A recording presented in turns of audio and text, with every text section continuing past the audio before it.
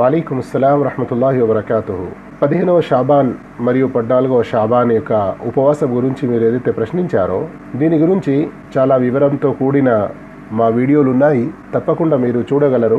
దీనికి సంబంధించిన ఎన్నో పోస్టులు కూడా రాయడం జరిగింది, అవి కూడా తప్పకుండా మీరు చదవగలరని ఆశిస్తున్నాను. అయితే అడిగినందుకు ఇక్కడ సంక్షిప్తంగా సమాధానం ఏమిటంటే, ప్రతి నెలలో 13, 14, 15 అంటే మన హిజ్రీ క్యాలెండర్ ప్రకారంగా చంద్రమాస అరబీ నెలలు ఏవైతే ఉన్నాయో ప్రతి నెల 13, 14, 15 ఈ 3 రోజుల్లో మీరు ఉపవాసం ఉండే అలవాటు ఉంది.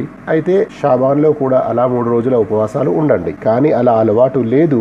కొందరిని ఏదైతే మనం చూస్తున్నామో 14, 15వ షాబాన్కు ప్రత్యేక ప్రాముఖ్యత ఇస్తున్నారు మరియు ఉపవాసాలు పాటిస్తున్నారు. రాత్రిలో జాగారం చేసి ఖురాన్ యొక్క తిలావత్ మరియు ప్రత్యేక నఫిల్ నమాజులు, మరికొందరు కబ్రిస్తాన్ యొక్క సందర్శన గిట్లా ఏదైతే చేస్తున్నారో, నిజంగా చెప్పాలంటే మన ప్రవక్త ముహమ్మద్ సల్లల్లాహు అలైహి వసల్లం ప్రవక్తగా 23 సంవత్సరాలు జీవించారు. 13 సంవత్సరాలు మక్కాలో, 10 సంవత్సరాలు మదీనాలో.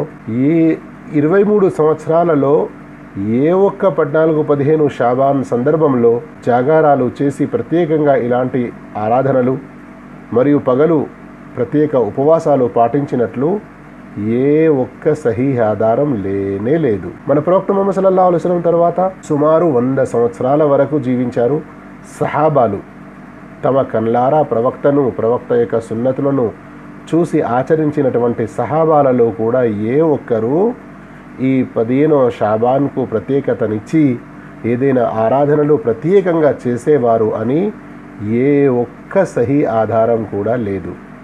అందుకొరకే ఇక్కడ మనం తెలుసుకోవాల్సిన విషయం ఏంటంటే, ఎవరైతే సామాన్య రోజులుగా చేసే అటువంటి ఆరాధనలు కాకుండా ప్రత్యేకంగా 14 లేదా 15వ షాబాన్ రాత్రి పగలు 14, 15 షాబాన్ను పురస్కరించుకొని ఏమైనా ప్రత్యేక ఆరాధనలు చేస్తున్నారంటే గమనించండి, చూడడానికి పుణ్యంగా కనబడే ఈ విషయాలు మన కొరకు పాపంగా మారుతాయి. అవును, ఇక్కడ మనం విషయం గమనించడం లేదు. సూరతు నూర్లోనికి ఆయత్ చదవండి. అల్లాహు తాలా ఎంత భయంకరంగా మనల్ని హెచ్చరిస్తున్నాడు. ఫల్యహ్దరిల్లదీన యుఖాలిఫూన అన్ అమ్రిహి అన్ తుసీబహుం ఫిత్నా ఔ యుసీబహుం అదాబున్ అలీం. ఎవరైతే ప్రవక్త విధానానికి, ఆదేశానికి వ్యతిరేకంగా విరుద్ధంగా నడుస్తున్నారో వారికి హెచ్చరిక, వారు భయపడాలి. దీని గురించి భయపడాలి? అన్ తుసీబహుం ఫిత్నా, వారు ఏదైనా ఉపద్రవంలో చిక్కుకుంటారు. ఔ యుసీబహుం అదాబున్ అలీం, లేదా అంటే చాలా బాధాకరమైన వ్యధాభరితమైన శిక్షలో ఇరుక్కుపోతారు. గమనించండి, సయీద్ ఇబ్న్ ముసయ్యిబ్ ఒక గొప్ప తాబిఈ. అతని వద్దకు ఒక వ్యక్తి వచ్చి సమయం కాని సమయంలో నమాజ్ చేస్తున్నందుకు సయీద్ ఇబ్న్ ముసయ్యిబ్ ఆపారు. ఆ వ్యక్తి ఏమన్నాడు, నేను నమాజ్ చేసినందుకు అల్లా నాకు శిక్ష ఇస్తాడా?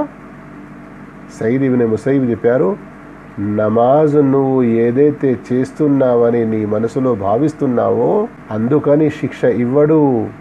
ఈ నమాజు సమయం కాని సమయంలో ప్రవక్త విధానానికి వ్యతిరేకంగా నీవేదైతే చదువుతున్నావో అందుకని అల్లా నిన్ను శిక్షిస్తాడు.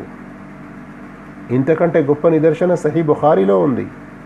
హుదైఫా రదియల్లాహు తఆలా అన్హు ఒక వ్యక్తిని చూశారు. అతను నమాజ్ చాలా తొందరగా చేస్తున్నాడు, రుకు సజ్దాలు సరిగ్గా పాటించడం లేదు.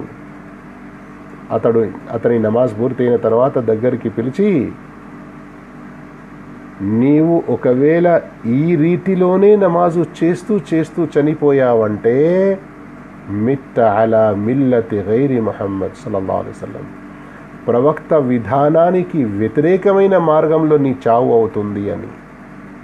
గమనించండి, ఈ రోజుల్లో శైతాన్ మనలోని ఎంతో మందికి ఒక మోసంలో ఏం పడేశాడంటే, అయ్యో షాబాన్ 15వ రాత్రి మేము ఏం పాపం చేస్తున్నాము, ఖురానే చదువుతున్నాము కదా, అయ్యో ఇంతగనం నఫిల్లే చదువుతున్నాము కదా, అయ్యో పగలంతా మేము ఉపవాసం పాటిస్తున్నాము, ఉపవాసం ఏం తప్పు కాదు. చూడడానికి మనకు కొన్ని పుణ్యాలుగా కనబడే అటువంటి విషయాలు, వాటి గురించి కూడా ప్రవక్త ఆదేశించారా లేదా? ఆ సమయాల్లో, ఆ సందర్భాల్లో, ఆ స్థితిగతులను ఏదైతే ప్రత్యేకించుకొని మనం చేస్తున్నామో అలా మనకు ప్రవక్త చేసి చూపించారా? దీనికి సహిహైన దలీల్ ఉండాలి. లేదు అంటే సూరే కహఫ్ ప్రతి జుమ్మాకు చదవండి అని అల్లా ఏదైతే ఆదేశించాడో అందులో ఏముంది? అక్కడ అల్లా తాలా చెబుతున్నాడు, కుల్ హల్ నునబ్బిఉకుం బిల్ అఖ్సరీన అమాలా అల్లదీన ضل సఅయుహుం ఫిల్ హయాతిద్ దునియా వహుం యహ్సబూన అన్నహుం యహ్సినూన సున్ఆ. తమ చేసుకున్న సత్కార్యాలు అని భావిస్తూ చేసుకున్నటువంటి కార్యాలను నష్టంలో పడవేసుకున్న వారెవరో రండి మీకు తెలుపుతాము. ఎవరంటే వారి యొక్క శ్రమ అంతా కూడా ఈ లోకంలోనే వృధా అయిపోయింది. ఎందుకు? వారు తమకు తాము మంచి పని చేస్తున్నామని భావించి చేసుకున్నారు, కానీ ఇఖ్లాస్ లేనందువల్ల, ప్రవక్త విధానం లేనందువల్ల వారు చేసుకున్నదంతా ప్రళయ దినాన వారికి ఏ ప్రయోజనము చేకూర్చలేకపోయింది. అల్లాహు తాలా మనందరినీ అన్ని రకాల విధతుల నుండి దూరం ఉంచుగాక. ఆమీన్. వాఖిరు దావానా అల్హమ్దులిల్లాహి రబ్బిల్ ఆలమీన్.